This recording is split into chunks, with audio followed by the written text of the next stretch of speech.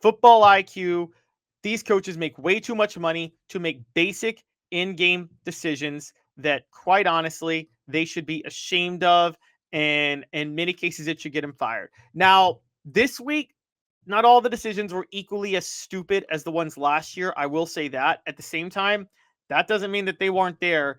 And some of them I wouldn't give, and I'll be honest with you guys, I wouldn't give this decision. I wouldn't give a football IQ award to some of the people I'm going to give it to typically.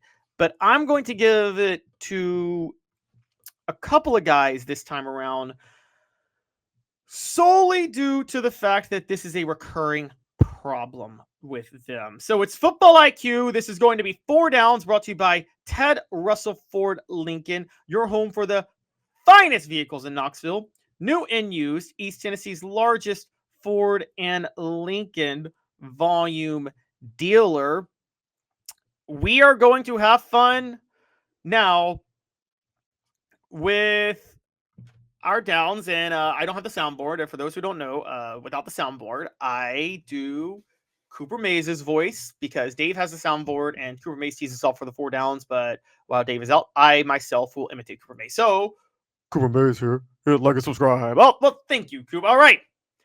Now, 4 downs to tee up Football IQ, the 5 dumbest head coaching decisions this past week in college football. Let's get rolling. Cool here. First down. Florida, South Florida. Our man, Billy Napier. Oh, Billy Napier, guys. What did he do? He had an illegal substitution on a 4th down. Now, mistakes like that do sometimes happen. I would actually be willing to let that go, but this is a recurring problem with Billy Napier. Florida lost to South Florida 18-16 over the weekend, and it actually came down to a play in the first half where on a 4th down, South Florida on 4th and 2 decided to go for it.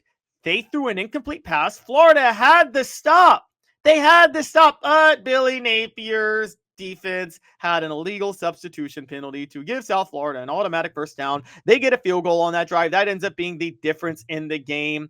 Man, you gotta love Billy Napier making mistake after mistake after mistake like this. The discipline issues with Billy Napier are the real big problem. Again, I would let this slide for a lot of schools. I don't let it, and a lot of coaches, I don't let it slide for Billy Napier because there is no excuse for him to consistently be that stupid. You don't get to be that stupid regularly, and you don't get to have those discipline mistakes regularly before I start calling you out. You can't keep letting that happen. You're in your 4th year on the job, and it is still an issue. Billy Napier makes my list because that was the play that cost Florida the game. A lot of people are going to talk about the run play where Florida had the ball. It was like 3rd and 3. They ran the ball, and the wide receiver was forced to block a defensive tackle. I actually gave Billy Napier a break on that because I think the offensive guard missed his assignment. I think that's how that worked out. But I don't know why you have a trick play, like a motion play like that anyway on 3rd and 3. That is a bad call. That's why Billy Napier shouldn't be calling plays. Okay, but at the same time, I do think that overall, I don't really mind doing that in general because I think that you can, to be fair, I think you can see a world where they thought that if the block was laid right, they would have gotten the first down. So that's my only point with Billy Napier on that front. Cooper Mays here. 2nd down. Oh, well, thank you, Coop. Really, really appreciate it. 2nd down is conservative play calling that you should never employ at the college level. And I'm talking about SMU and Rhett Lashlee. And this is me being a little personal and petty. I am very mad at Rhett Lashlee, guys. He cost me money in this game. I had SMU minus 2.5, and they blow a 14-point second half lead to lose to Baylor 48-45. What is the key play that cost me, though? What really upset me? I get it. You guys are going to tell me that SMU has a great field goal kicker. And I believe they do. I don't really care. Rhett Lashlee played way too conservative on the final drive with a chance to hit a game-winning field goal. So what happens? They get in to Baylor territory. They get at the 50. They got 2 timeouts left. Okay? They get 2 timeouts left. Rhett Lashlee dials up a play that results in an incomplete pass and then he runs for 4 yards to set up a 57-yard field goal. Yeah, a 57-yard field goal. Now, you guys are going to say, oh, Colin Rogers can hit those field goals. It's 9 of 17 on 50-yard field goals for his career. 9 of 17 means he's barely 50%. Also, he's never hit a field goal as long as 57 yards. If you want to set up a 50-plus yard field goal, you got to make it within 55 yards. And at that point, you run it twice. Run it twice. 14 seconds left, 2 timeouts. You're on the 49. If you run it twice, you know Baylor's playing a prevent defense to a certain degree. If you run it twice, you can get inside the 40-yard line. You could probably get to the 35, and then you could try a 52-yard field goal. But the way he did it to throw an incomplete pass and then to run it right after that to set up a 57-yard field goal, no.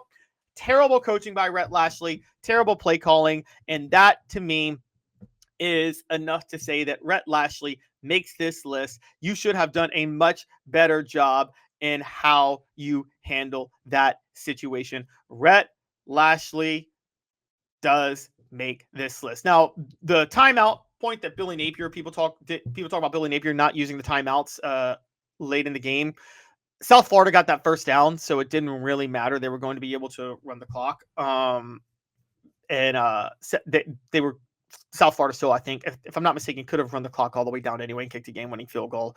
So that's the only thing I would say. Now, maybe 20 seconds if they don't get the first down, but I don't think it would have really fully mattered because South Florida got the first down. So I can't say that call actually made any impact. Had South Florida not gotten that final first down, I would have said he should have used those timeouts, but they did. So I don't think it matters. All right. Tennessee Senator Cooper Mays here. 3rd down. Let's go have some fun with some clock mismanagement people. And I'm talking about our old friend Sherrone Moore. Now, his offensive play calling was bad enough with how he handled Bryce Underwood. If you're going to start Bryce Underwood, then you should be all in on him being the elite quarterback of the game, okay? And fact of the matter is they started him but wanted to be conservative with him, same that Sark did with Texas last week with Arch Manning. But I think what really stands out to me is how he handled a drive in the 4th quarter when Oklahoma was trailing by 8 points. Clock mismanagement kills you every time. Bryce Underwood got a 9-yard run on a 1st and 10 with 11:53 left in the 4th quarter. Brought up a 2nd and 1. Sherrone Moore wasted a timeout. He wasted a timeout right there. That is one of the stupidest things I have ever seen a coach do, and I cannot believe he burned it. But then 2 plays later, Bryce Underwood got sacked, and he burns another timeout. With 10 minutes left in the 4th quarter in an 8-point game, you know you're going to need those timeouts. By the way, why are you burning a timeout? It's 2nd and 15. You're probably not getting the first down, given the flow of this game, and you burn 2 timeouts on that drive. Now, many of you are going to say, well, Oklahoma got a field goal on the next drive to make it a 2-possession game, and because it was a 2-possession game, it didn't make a difference. I'm not buying that. I'm actually not buying that, and the reason I'm not buying that is because that affected the flow of how everything went the rest of the way, how Michigan could call their defense, and how they could play on their final drive when they had a turnover on downs. Yeah, those timeouts were a big deal, and because of that, yes, it was really, really, really stupid. The mismanagement of the clock mismanagement is so insane in this game. I can't get over it. So, yes, Sherrone Moore makes this list. 4 Downs brought to you by Ted Russell Ford Lincoln, your home for the finest vehicles in Knoxville. New and used, East Tennessee's largest Ford and Lincoln volume dealer. Our 4th down will deal with end-of-half management. First, a quick message from Ted Russell Ford Lincoln.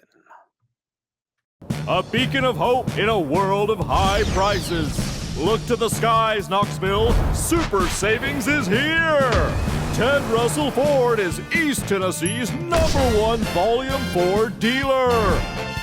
Right now, get 0% APR, 0 down, and 0 payments for 90 days on select models, plus 2 years complimentary maintenance. Come see the super dealer today at either Ted Russell Ford location, Parkside Drive, or Kingston Pike. All SEC Senator Cooper Mays here. 4th down. End of half clock management. 2 coaches make this list, or end of half mismanagement. By the way, Sherrone Moore wins our Les Miles Clock Mismanagement Award of the Week. Sherrone Moore wins the Les Miles Clock Mismanagement of the Award of the Week by burning those 2 timeouts. I've told you timeouts. How you mismanage the clock is what gets you the award. Deion Sanders won it last week. Sherrone Moore won it this week. I'm so sick of clock mismanagement. All right, 4th down. 2 coaches make this list. First, any of you guys watched that Mark Stoops Ole Miss Kentucky game over the weekend? Yeah, it was pretty embarrassing. Mark Stoops, Kentucky trailed Ole Miss 17-13.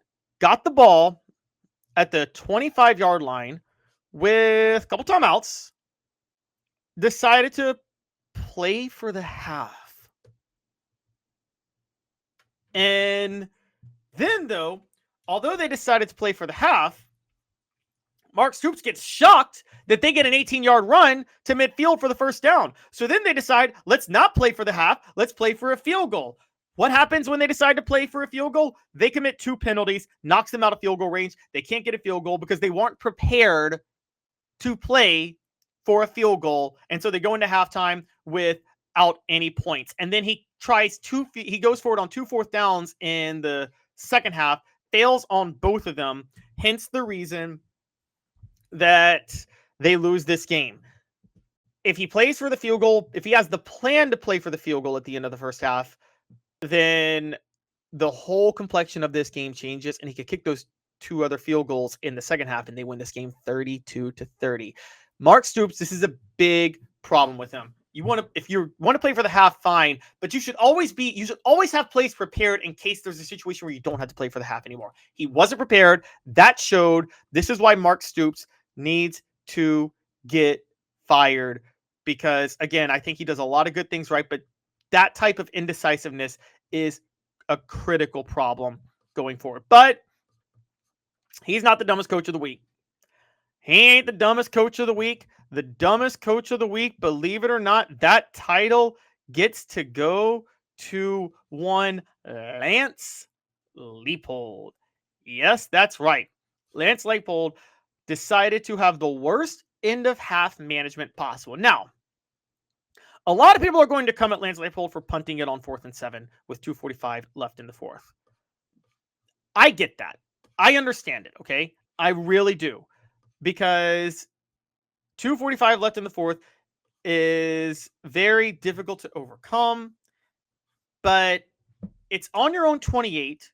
You're trailing by 4. I think the thought process is, if you could get a stop, you could have a shorter field to try to score, and you're only down by 4. The reason it was dumb was because your defense was not stopping Missouri at that point. All right, they had been giving up touchdown after touchdown. They had given up touchdowns in 2 of the previous 3 drives. They were not stopping them. You got to go for it there on that. But I don't think it's a basic analytic mistake. The real basic analytic mistake was at the end of the second quarter. 56 seconds left. Missouri's got 2 timeouts. Kansas is up 21-18. What does Lance Leipold decide to do? He decides to play for the half. Now, keep in mind, Missouri has 2 timeouts. So, again, total mismanage of clock. And Kansas burns one of the timeouts on a run. He calls 3 running plays, lets Missouri use 2 of their timeouts, has Kansas use one of the timeouts, and then they punt to Missouri with 28 seconds left. Plenty of time for Missouri to get into field goal range, which they do, and hit a field goal to send the game into halftime tied at 21. Playing clock management is so stupid in that situation. Lance Leipold does a great job of running a program off the field, but on the field, he is one of the worst in game management decisions. And Lance Leipold wins the, dumb coach of the week trophy for the way he handled that. Again, you could say 2-score game, 42-31. I would throw back at you that, honestly, that field goal changed everything with momentum and how everything else went. So with that, I have to say Lance Leipold, the mismanagement at the end of the half was the worst coaching decision of this week. That is our football IQ.